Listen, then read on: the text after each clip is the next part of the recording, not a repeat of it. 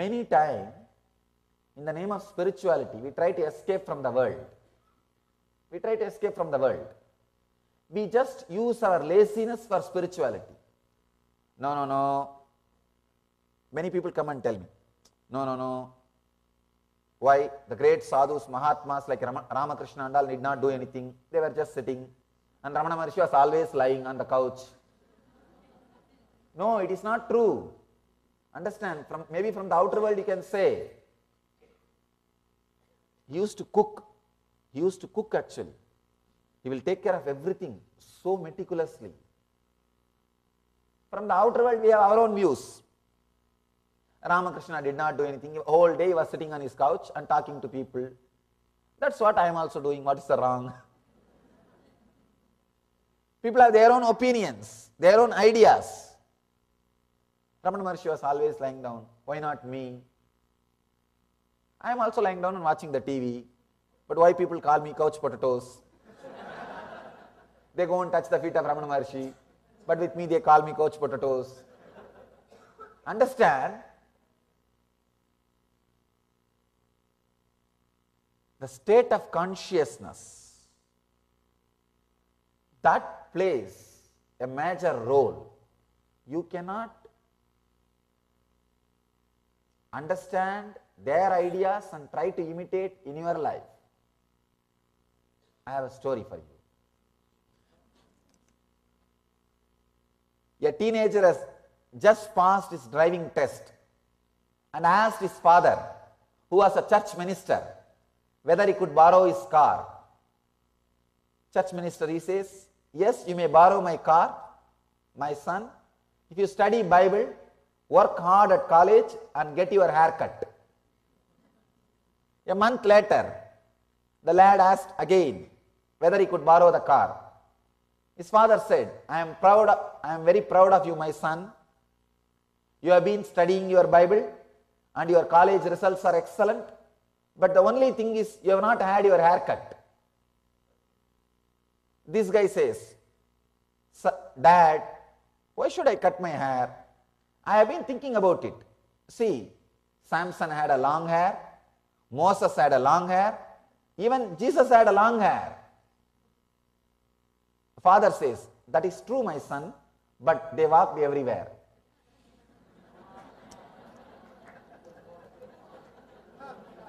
They did not borrow anybody's car. Understand? You cannot compare with them and try to imitate them. They were fulfilled. So even their silence was fulfilling everybody.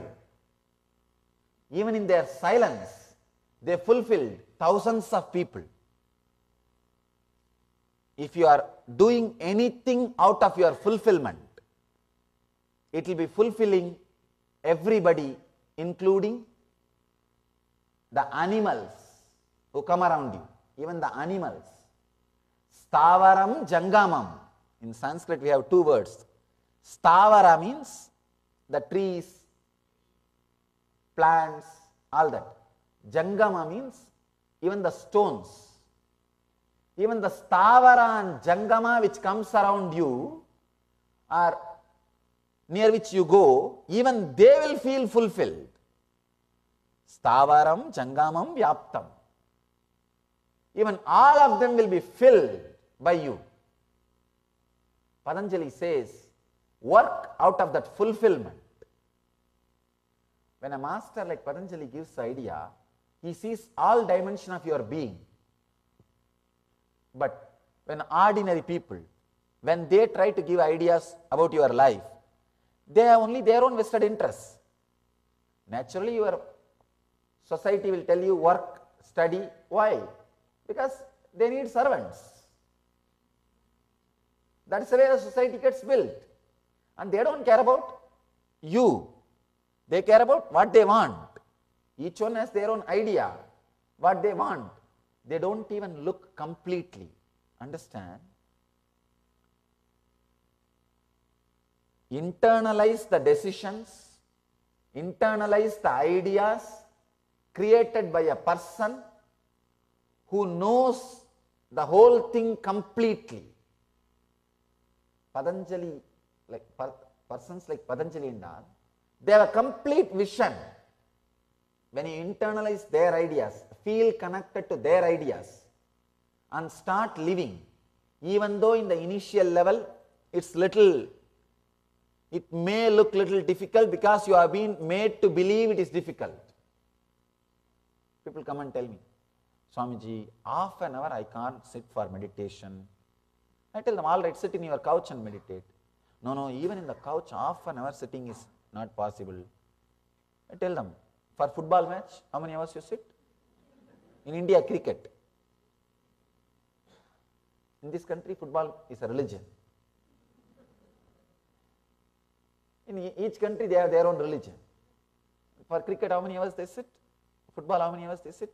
No, that is different, Swamiji. See, it's like a feeling connection. If you have feeling connection, fortunately, with ideas Patanjali is expressing, you will have the same fulfillment which Patanjali is living. Unfortunately, if you feel connected to the ideas which are expressed by people who are not fulfilled, not complete by themselves, naturally you will reach only that source, that level. Understand? The person who is teaching you, constantly telling you, make money, you will have fulfillment. Have relationships, you will have fulfillment. Find your love, you will have fulfillment. Even he has not found fulfillment with that money or wealth or relationship. That's the whole fun. You are living the ideas which are preached by a person who himself did not find fulfillment through those ideas. This is what we call Maya. In Sanskrit, this is what we call Maya. You are living ideas, but the person who is giving that ideas to you himself has not found fulfillment through that ideas. Then where are we heading? In Sanskrit, we have a proverb, a blind leading to the blind, both fall in the ditch. That's what is happening. That's what is happening. The other day, in US only, one NRI kid was brought to me. The mother brought her child, that guy was I think 14-year-old.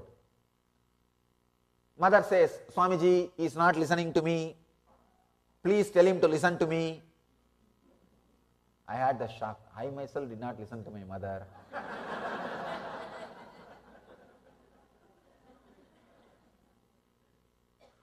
And I said, no, you yourself talk to him and tell him.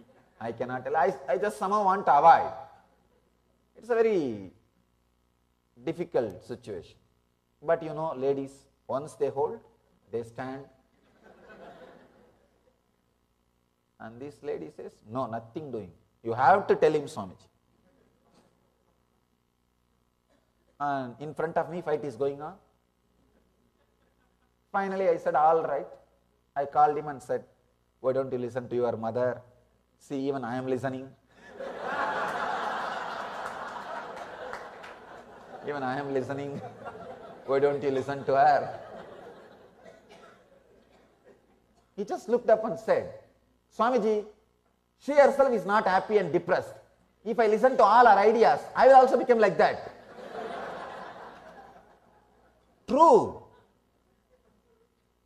Somehow I managed. I somehow managed and said, no, you should not talk like this and send him away. But I could not convince myself. What he said is right. What he said is right. See, we are swallowing the ideas of the people who don't have the complete vision with the reality, who are just floating in some fantasy, who don't even know how to think. Please understand. Having thoughts does not mean you are thinking. Having thoughts is not thinking. That's one of the important click you need to understand. Having thoughts is not thinking. Only when you are fulfilled, a proper, logical, clear, stabilized thinking can happen inside you. Still then, you may be having thoughts. Suddenly they will come and we sit and say hi, bye. and they will go. Why they come, what they do, why they go, you don't know. Many times, see, the kids till the age of 3, they cannot differentiate between the dream and the reality. They cannot differentiate between the dream and reality till the age of 3. If they feel hungry in the dream, they will be crying in the waking state. And if they feel something wild in the dream state, they will be crying in the waking state also. They will think it is a reality. Same way you also. If you are filled with fantasy, you don't know what is real and what is fantasy. Many times you can see, you take decisions without even knowing the difference between fantasy and reality. And just you make some decisions. I have a story for you. A wife was having an affair with a TV repairman. She complained, my husband never pays any attention to me. All he is ever bothered about is watching the football game on TV. That is why we have got the biggest set in the neighborhood, so he can watch the game. Just then, she heard a key in the front door. Her husband had arrived home unexpectedly. She said to that guy, quick, hide in the back of the TV. So that guy hid himself in the back of the TV, while the husband came and sat down to watch the football game. After 10 minutes, it became so hot and uncomfortable in the back of the TV set. That guy climbed out, walked straight, past the husband and out of the front door. The husband turned to his wife with a surprise and asked, hey honey, I did not see the referee send that guy out. Did you? Many times you do not know whether guy is coming out of the game or behind the TV. We don't know. We don't make the difference. We are just living in fantasy. You are asking, referee did not send this guy out. How come this guy is coming out? Many times we are doing the same mistake. We don't know what is happening in the fantasy in reality. And you look inside. All your major failure decisions, all your major wrong decisions of your life would have been taken at the moment where you are not able to cope up, understand, realize the difference between fantasy and reality. That is the moment you take all the major wrong decisions. All the major wrong decisions. Patanjali takes us to the depth of this faith, effort, time. First thing, faith means feeling connected to spiritual ideas. Understand? Sometimes people come and tell me, I don't have faith, feeling connected to the spiritual ideas. You may not understand the utility value of it. That is why you are not feeling connected. If you understand the utility value of it in your life, naturally you are intelligent enough to turn your energy and attention to the spiritual truths. First thing, don't feel pride. If you don't feel connected to spiritual ideas, it is something seriously wrong. You are missing something. Understand, if you are not feeling connected to spiritual ideas, naturally you are feeling connected to some nonsensical ideas. So don't be pride. That is the first thing. Second thing, you feel, no, I don't feel connected to spiritual ideas, but I wanted to feel. I am not happy about it. I wanted to feel connected to spiritual ideas. Then understand the utility value of feeling connected to spiritual ideas. You are intelligent enough. Your energy will turn and start feeling connected. Internalize this sutra. Let's enter into the sutra. What Patanjali wanted to say about these great ideas, this ultimate unfailing formula.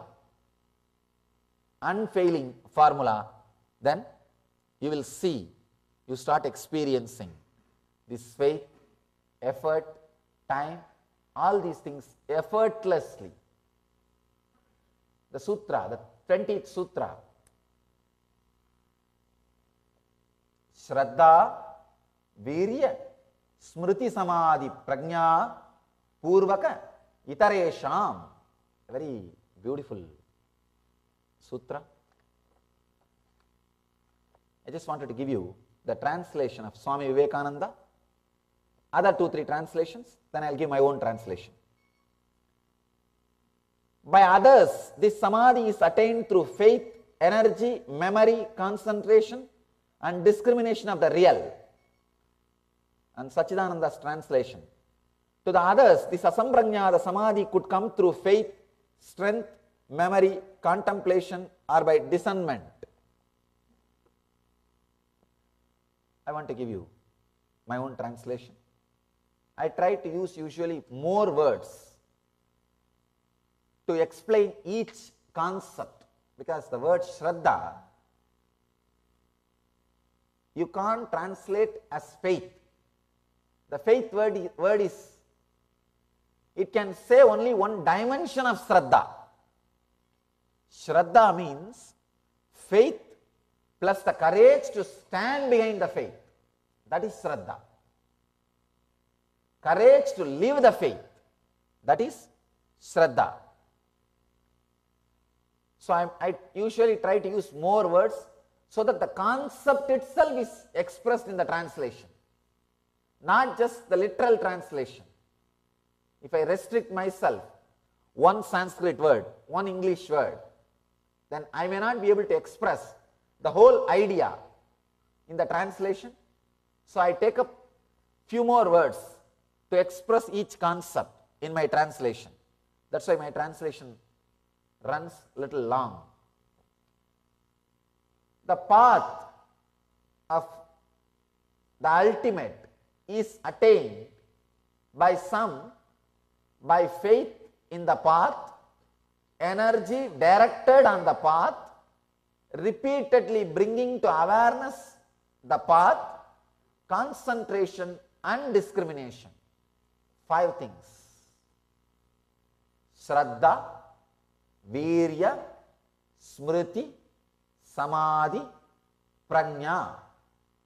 5 things. First, we understood Shraddha, the faith. If it is loosely translated faith, faith and energy to live the faith, the courage to live the faith, the feeling pride about what you are living. The big problem happened in the Vedic civilization is somehow they lost the pride about their great tradition. They lost the pride about what their ancestors created. See, the worst thing happened to the Vedic civilization is not people from other civilizations coming and destroying their temples. It is not stealing their property. All those things we never bothered.